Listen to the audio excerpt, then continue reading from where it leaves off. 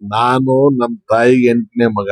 Okay okay ಆ ಹೆಣ್ಮಗಳು ಗಂಗು ಅಂತ ಹೇಳಿ ಅವ್ರ ತಾಯಿ ಕದ್ರಕ್ಕ ಅಂತ ನಮ್ಮಲ್ಲೇ ಕೆಲಸ ಮಾಡ್ತಾ ಇದ್ರು.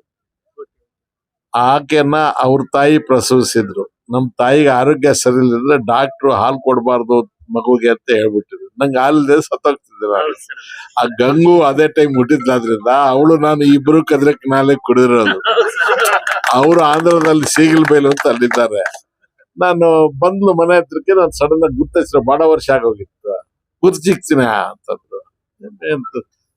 ಬಿಡು, ನಾ ಹೆಂಗಿಲ್ ಪಾಲ್ದಾಗಿದ್ದೆ ಬಿಡು. ಆಮೇಲೆ ಎಳೆದು ಪಕ್ಕದಲ್ಲಿ ಕೂಡಿಸ್ಕೊಂಡೆ. ಬದುಕ್ರಿ ಇದು. ಅವ್ರು retire ಮಾಡ್ಬಿಟ್ಟಿದ್ದಾರೆ. 4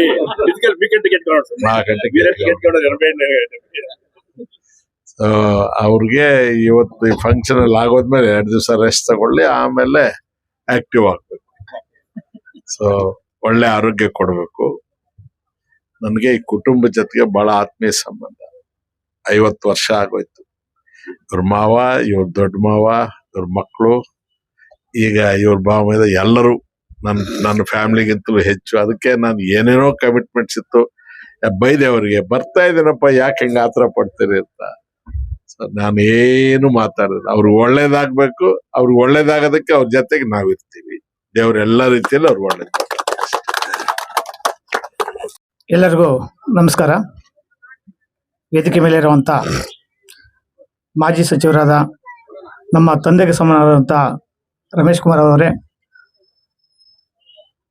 commercial tax officer retired Amarendra sir ಅವರೇ, ವೇದಿಕೆ ಮೇಲಿರುವಂಥ ಎಲ್ಲ ಗಣ್ಯಾತ ಗಣ್ಯರೇ, ಈಗ ರಿಟೈರ್ಡ್ ಆಗಿರ್ಬೋದು, ಬಟ್ ಏಜಲ್ಲೂ ರಿಟೈರ್ಡ್ ಆಗಿಲ್ಲ. ಆಮೇಲೆ ಮಾರ್ಗದರ್ಶನದಲ್ಲಿ ಅವರ ವೃತ್ತಿ ಜೀವನದಲ್ಲಿ ಇನ್ನೂ ರಿಟೈರ್ಮೆಂಟ್ ಏನಾಗಿಲ್ಲ. ಎಲ್ಲ ಒಳ್ಳೆ ಕೆಲಸಗಳು ಮಾಡಿಕೊಂಡು ಸಮಾಜ ಸೇವೆ ಮಾಡಿಕೊಂಡು ಬಂದಿರ್ತವೆ ಅಂತ ಎಲ್ರಿಗೂ ಗೊತ್ತಿದೆ. ಅದೇ ರೀತಿ ಇವರ ಮಾರ್ಗದರ್ಶನ, ಇವರ ಅನುಭವ ಎಲ್ಲ ನಮ್ಮ ಕಾಂಗ್ರೆಸ್ ಪಕ್ಷಕ್ಕೆ ಅವಕಾಶ ಕೊಟ್ರೆ ಒಳ್ಳೇದಿದೆ ಅಂತ ಹೇಳ್ಬಿಟ್ಟು ನಾನು ಈ ಸಂದರ್ಭದಲ್ಲಿ ಬೇಡ್ಕೊಳ್ತಾ ಇದ್ದೀನಿ. ಇವರಿಗೆ ನಮ್ಮ ತಾಲೂಕಲ್ಲಿ ಎಲ್ಲ ಕಡೆನೂ ಸಂಪರ್ಕ ಇದೆ, ಎಲ್ಲ ಅನುಭವ ಇದೆ. ಅದರಿಂದ ಅವರ ಸಂಪರ್ಕ, ಅನುಭವ ಎಲ್ಲ ಸೇರಿ ಮುಂದಿನ ದಿನಗಳಲ್ಲಿ ನಮ್ಮ ಕಾಂಗ್ರೆಸ್ ಪಕ್ಷದ ಪರವಾಗಿ ಕೆಲಸ ಮಾಡಿ ನಮಗೆಲ್ಲ ಮಾರ್ಗದರ್ಶನ ಕೊಟ್ರೆ ಒಳ್ಳೇದಾಗುತ್ತೆ ಅಂತ ಈ ಸಂದರ್ಭದಲ್ಲಿ ನಿಮ್ಮೆಲ್ಲರ ಪರವಾಗಿ ನಾನು ಆಹ್ವಾನಿಸ್ತಾ ಇದ್ದೀನಿ. ಜೈ ಹಿಂದ್, ಜೈ ಕರ್ನಾಟಕ. ಸ್ವಾಮಿಗಳು ಹೇಳಿದಾಗೆ ಅವ್ರಿಗೂ ನಮಗೂ ಕೌಟುಂಬಿಕ ಸಂಬಂಧ. 1997ರಲ್ಲಿ ಸ್ವಾಮಿಗಳು ಸಭಾಧ್ಯಕ್ಷರಾಗಿದ್ರು. ನಾನಾಗ ಪೋಸ್ಟ್ ಆಫೀಸಲ್ಲಿ ಕೆಲಸ ಮಾಡ್ತಾ ಇದ್ದೆ. ಆ ನಂತರ ಲೆಕ್ಚರರ್ ಪೋಸ್ಟ್ಗೆ ಇಂಟರ್ವ್ಯೂ ಬಂತು. ಇಂಟರ್ವ್ಯೂ ಬಂದಾಗ ಅವ್ರ ಹತ್ರ ಹೋಗಿದ್ವಿ, ನಮ್ಮ ಮಾವನ್ ಕರ್ಕೊಂಡು ಹೋಗಿದ್ದೆ. ಆಗ ಅವರು KPSC ಮೆಂಬರ್ಸ್ ಜೊತೆ ಮಾತಾಡಿ ನನಗೆ ಲೆಕ್ಚರರ್ ಪೋಸ್ಟ್ ಅನ್ನ ಕೊಡಿಸಿದ್ದಾರೆ.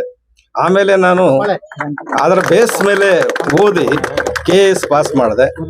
ಡೆಪ್ಯೂಟಿ ಕಮಿಷನರ್ ಆಗಿ ಕಮರ್ಷಿಯಲ್ ಟ್ಯಾಕ್ಸ್ ಅಲ್ಲಿ ರಿಟೈರ್ಡ್ ಆಗಿದ್ದೀನಿ. ಇದೆಲ್ಲ ಅವರ ಕೃಪೆ ಅಂತ ಹೇಳಿ ನಾನು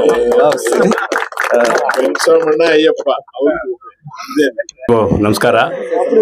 ಇವತ್ತು ನನ್ನ ಅದೃಷ್ಟ ಅನ್ಸತ್ತೆ, ನಮ್ಮ ರಮೇಶ್ ಕುಮಾರ್ ಸ್ವಾಮಿಗಳ ಜೊತೆ 2ನೇ ವೇದಿಕೆ ಇವತ್ತು ಹಂಚ್ಕೊಳ್ತಾ ಇರೋದು.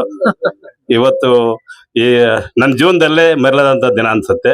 ಅದ್ರ ಜೊತೆಗೆ ನಮ್ಮ ಅಮರೇಂದ್ರ ಅವರು ಈ ಭಾಗದಲ್ಲಿ ಅನೇಕ ಸಮಾಜ ಸೇವೆಗಳು ಮಾಡಿ ಅವರ ವೃತ್ತಿ ಜೀವನದಲ್ಲಿ ಅವ್ರದ್ದು ಎಲ್ಲೂ ಒಂದು ಕಪ್ಪು ಚುಕ್ಕ ಇಲ್ದಿರ ಅವರ ವೃತ್ತಿ ಜೀವನ ನೋಡ್ಕೊಂಡ್ ಬಂದಿದ್ದಾರೆ ಅಂತ ಕೇಳ್ಪಟ್ಟಿದ್ದೀನಿ.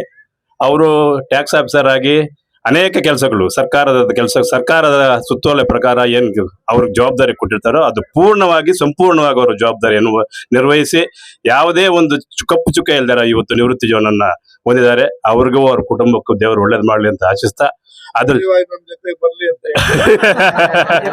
ಅದ್ರ ಜೊತೆಗೆ ಅವರು ಇದ್ರ ಜೊತೆಗೆ ಇಲ್ಲಿ ನಮ್ಮ ಗುಡ್ಪಲ್ಲಿ ಗ್ರಾಮದಲ್ಲಿ ಅನೇಕ ದೇವರುಗಳ ಗ್ರಾಮ, ಇವು ಕೇರಳನ ಎಲ್ಲಿ ದೇವರ ನಾಡು ಅಂತ ಕೇಳ್ತಾರೋ, ಗುಡ್ಪಲ್ಲಿ ದೇವರ ನಾಡು ಅಂತ ಗ್ರಾಮ ಅನ್ಸುತ್ತೆ. ಈ ಒಂದು ಗುಡ್ಪಲ್ಲಿಯಲ್ಲಿ ಆಗ್ತಕ್ಕಂಥ ಅನೇಕ ದೈವ ಕಾರ್ಯಗಳಲ್ಲಿ ಅವ್ರದೇ ಆದಂತ ಒಂದು ಸೇವೆ ಮಾಡಿ ಅನ್ನ ಸಂತರ್ಪಣೆ ಇರ್ಬೋದು, ದೇವರ ಕಾರ್ಯಗಳು ಪರಿಪೂರ್ಣವಾಗಿ ಅವರು ಸಂಪೂರ್ಣವಾಗಿ ದೇವ ಕಾರ್ಯಗಳಲ್ಲಿ ಭಾಗವಹಿಸಿ ಇವರೊಂದು ಸಮಾಜ ಸೇವೆಯನ್ನು ಮಾಡ್ಕೊಂಡಿದ್ದಾರೆ. ಅವ್ರಿಗೂ ಅವ್ರ ಕುಟುಂಬಕ್ಕೆ ಒಳ್ಳೇದಾಗ್ಲಿ ಈ ಸಮಯದಲ್ಲಿ ಹೇಳಕ್ಕೆ ಬಯಸಿ, ಇವತ್ತು ನಮ್ಮ ಸ್ವಾಮಿಗಳಿಗೂ ಮತ್ತೆ ನಮ್ಮ ಆಜ್ಞಾನವ್ರಿಗೂ ಈ ಸಮಯದಲ್ಲಿ ಧನ್ಯವಾದಗಳು ಹೇಳಕ್ಕೆ ಬಯಸ್ತೀನಿ.